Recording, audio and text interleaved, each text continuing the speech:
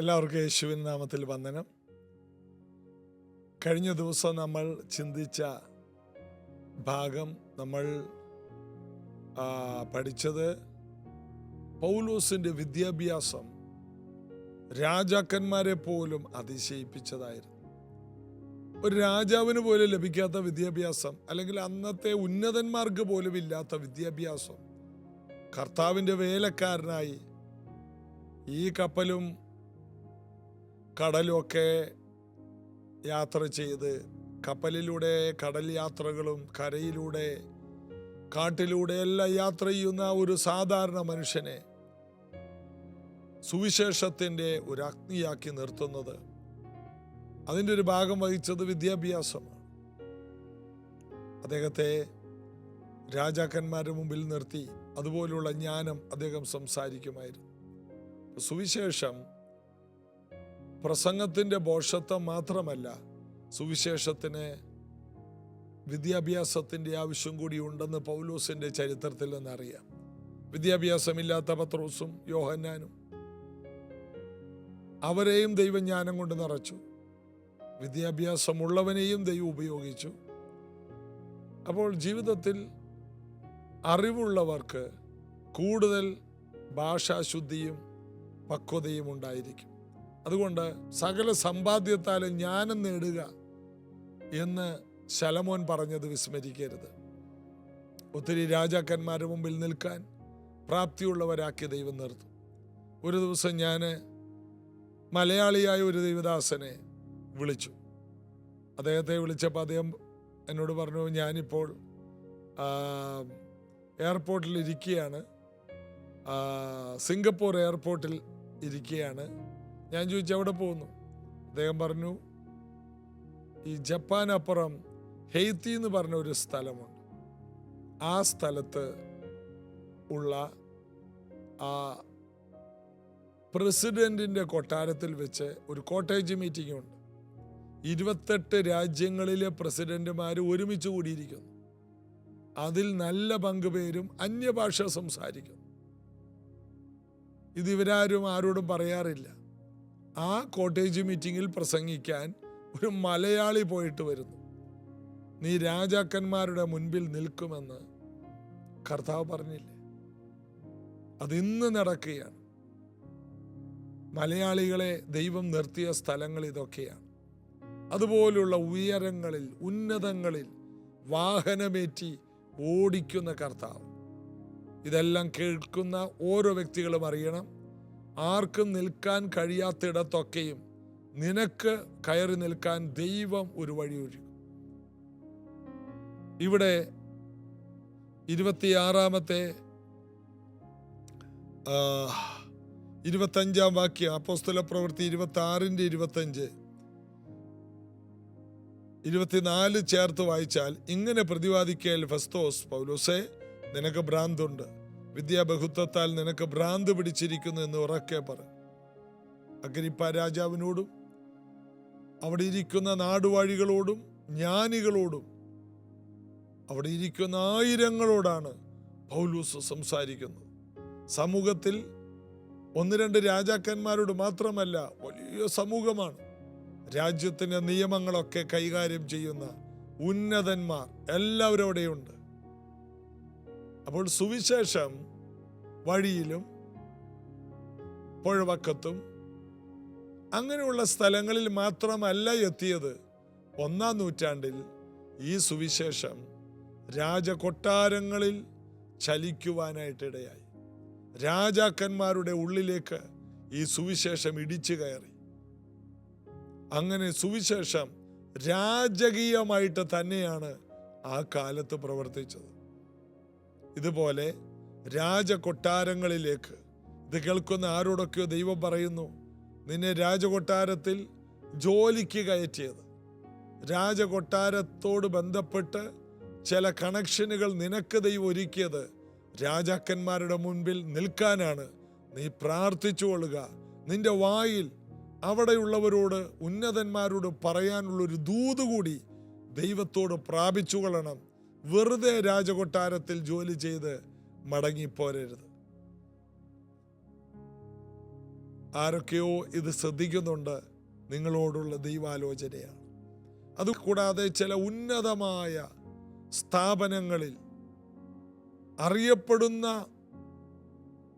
സ്ഥാപനങ്ങളിൽ ജോലി ചെയ്യുന്നവരോട് പറയാം, നിങ്ങൾ അവിടെ ചെന്നിരിക്കുന്നത് ആ സ്ഥാപനത്തിൽ ഒരു ചെറിയ ജോലി ചെയ്തു പോരാനല്ല, അതിനകത്ത് ഏറ്റവും ഉന്നതന്മാരുടെ മുൻപിൽ നിന്ന് അവരോട് യേശുവിനെ പറയുവാൻ. നിങ്ങളുടെ നാവിൽ ഒരു ദൂതിനെ ദൈവം ഒരുക്കുന്നുണ്ട്. അതിനെ ഇരുന്ന് പ്രാപിക്കുവാൻ ആരോടൊക്കെയോ ദൈവാത്മാവ് നിർബന്ധിക്കുന്നു. അത് ഓർത്തുകൊള്ളുക. പൗലോസ് ഫെസ്തോസിനോട് പറയുന്നുണ്ട്, 25-ാം വാക്യം. അതിന് പൗലോസ്, രാജശ്രീ ഫെസ്തോസേ, എനിക്ക് ഭ്രാന്തില്ല, ഞാൻ സത്യവും സുബോധവുമായ വാക്കത്രേ സംസാരിക്കുന്നു. മറ്റുള്ളവർ അതിശയിക്കും, ഓ ഇത് നോർമലല്ല. മറ്റുള്ളവരങ്ങനെ പറയണം, ഇത് നോർമലല്ല. നമ്മൾ ചെയ്യുന്ന ഈ പ്രവർത്തികൾ ഇത് നോർമലല്ല. നോർമൽ എന്ന് പറഞ്ഞാൽ മരുന്ന് കഴിച്ചാൽ മാറുന്നത് നോർമൽ. എന്നാൽ മരുന്നില്ലാതെ യേശുവിൻ്റെ അടിപ്പിണരാൽ നടക്കുന്നതോ നോർമലല്ല. സുവിശേഷം എന്ന് പറയുന്നത് നോർമലായ കാര്യമല്ല. ആർക്കും വിടുവിക്കാൻ കഴിയാത്ത, എല്ലാ രീതിയിലും പാപത്തിൽപ്പെട്ട് നശിച്ചു പോയ ഒരു ശീമോനെ ഉറപ്പുള്ള പാറ കല്ലാക്കി അല്ലെങ്കിൽ കേഫായാക്കി പത്രോസാക്കി മാറ്റുന്നത് നോർമലല്ല, നോർമലായ കാര്യമല്ല. അത് 5 അപ്പം 5000 പേർക്ക് കൊടുത്ത് ബാക്കി 12 കൊട്ട നിറച്ചെടുക്കുന്ന കാര്യം നോർമലല്ല. ഇത് തന്നെയാണ് ഫെസ്തോസും പറയുന്നത്, നീ നോർമലല്ല, നീ സമനില തെറ്റിയവനാണ്. സുവിശേഷത്തിൻ്റെ എല്ലാ കാര്യവും നാച്ചുറൽ അല്ല.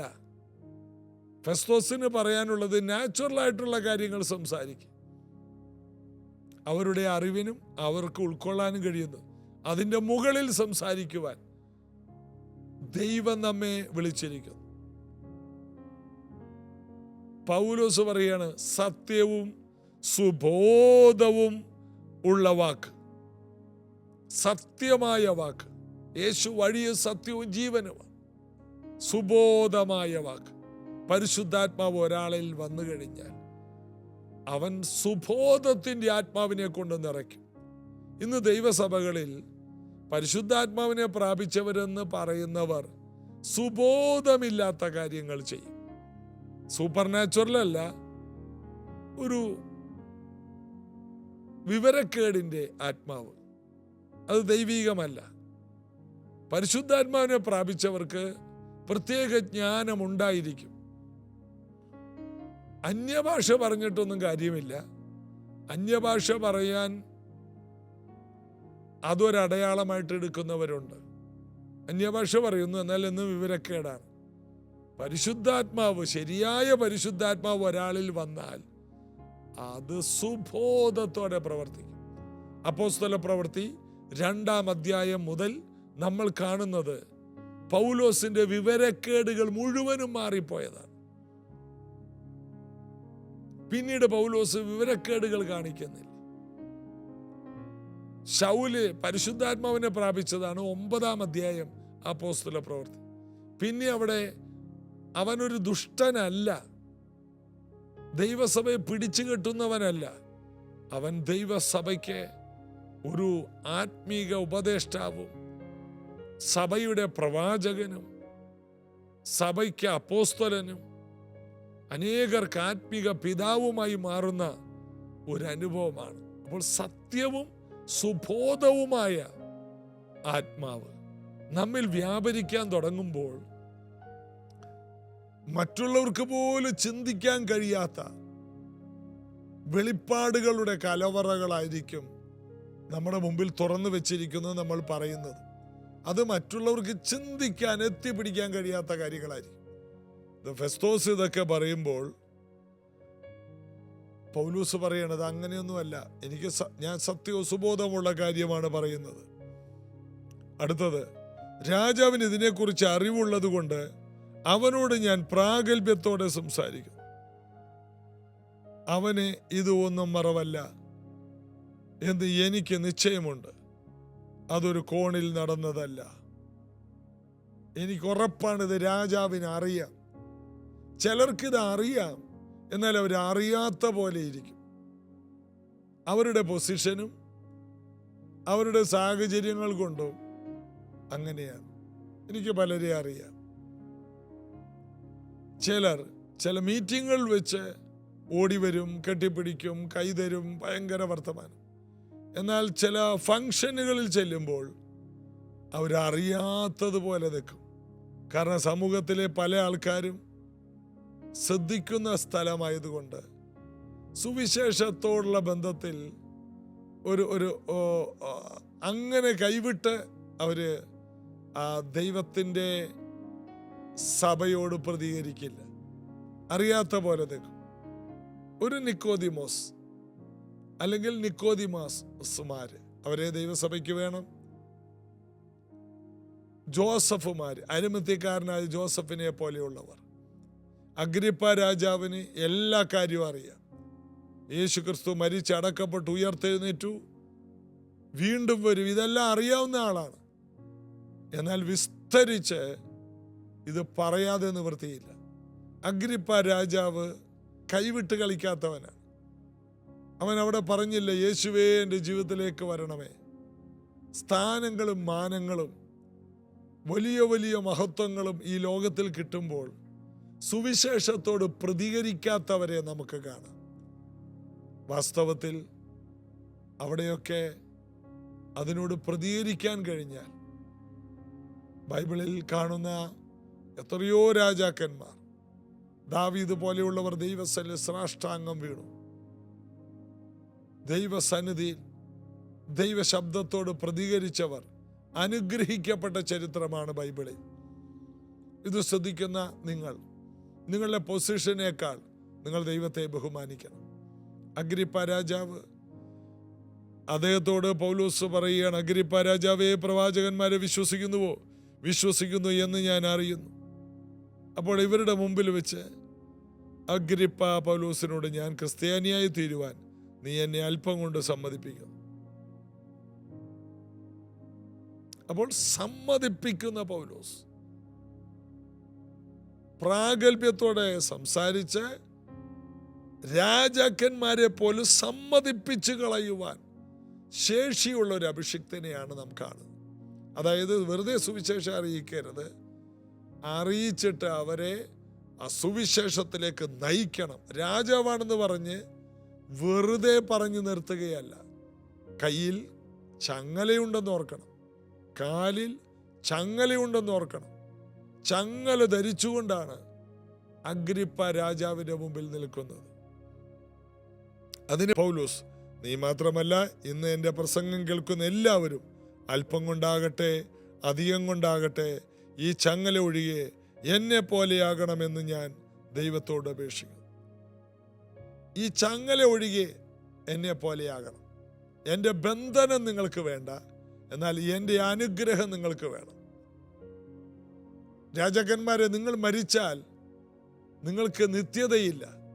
ഞാൻ മരിച്ചാൽ എനിക്കൊരു നിത്യതയുണ്ട്.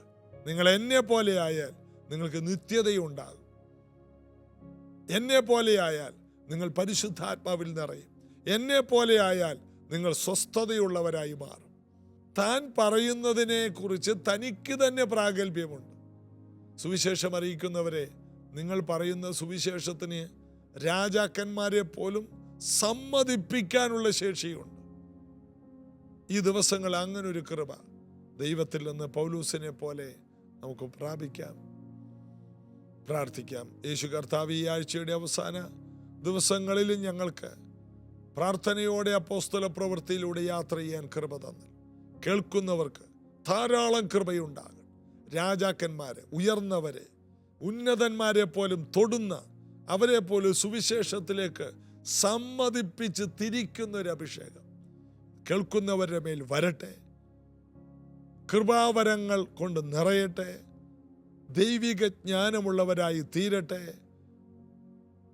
യേശുവിൻ നാമത്തിൽ ആമേൻ. നമ്മുടെ ഈ പ്രാർത്ഥനയിൽ രോഗികൾക്ക് വേണ്ടിയും കടക്കണി ഇങ്ങനെയുള്ളതിനു വേണ്ടിയല്ല പ്രാർത്ഥിക്കുന്നത്. അതിൻ്റെ മുകളിലുള്ള കുറേ കാര്യങ്ങളാണ്. രാജാക്കന്മാരുടെ മുമ്പിൽ നിൽക്കുവാൻ, സകല കൃപാവരങ്ങളാൽ ജ്വലിക്കുവാൻ. ഇങ്ങനെയുള്ള പ്രാർത്ഥനകൾ, അതായത് വിശ്വാസ ജീവിതത്തിൽ അടുത്ത ലെവലിലോട്ട് വളരാൻ ആഗ്രഹിക്കുന്നവർക്ക് വേണ്ടിയുള്ളതാണ്. അപ്പോൾ തന്നെ ഏത് സാധാരണക്കാർക്കും ഈ സുവിശേഷം ഉൾക്കൊള്ളാനും മനസ്സിലാകാനും കഴിയും.